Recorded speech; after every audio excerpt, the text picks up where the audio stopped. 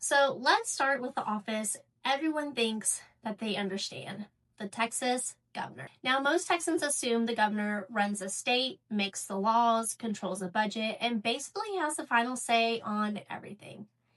Now, that does sound logical, but in Texas, that is not actually how power works. So today, I want to break down what the governor really does, what they don't do, and why understanding this matters long after the election days.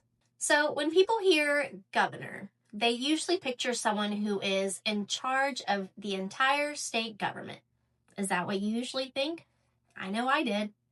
We tend to think the governor writes or passes laws, controls how money is spent, directs state agencies day to day, and has the strongest political power in Texas. Honestly, I didn't have a clue what all the offices did because I thought the governor did it all. And that's because that is how governors work in a lot of states.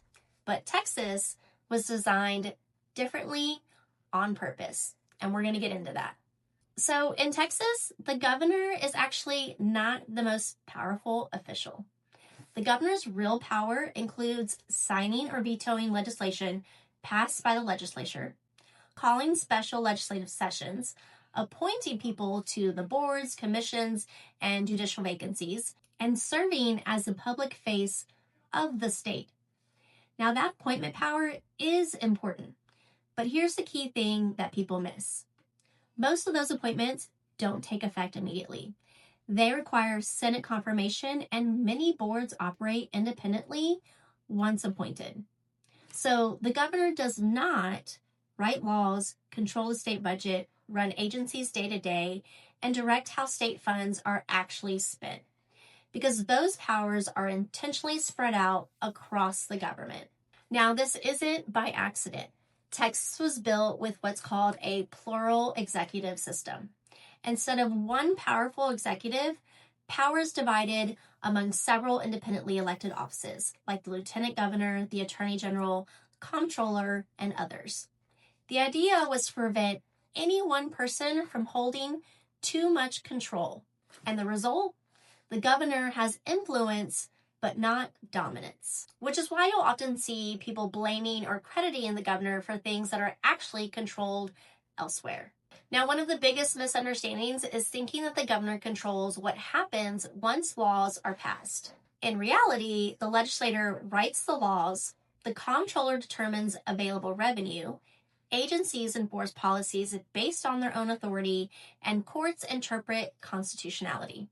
So when something stalls, fails, or quietly changes, it's usually not because the governor did nothing. It's because Texas government is intentionally fragmented, and most people were never taught how that works. So even with limited direct power, the governor still shapes Texas in important ways. Appointments influence courts, education boards, energy regulation, and public policy for years, sometimes decades. Special sessions decide which issues get urgency and attention, and the governor sets the tone for how power is used, challenged, and avoided. That's why this office matters after voting, not just during campaign season. So if you ever felt like Texas politics is confusing on purpose, you are not wrong or alone. Understanding the governor's role and understanding where power actually lives in this state.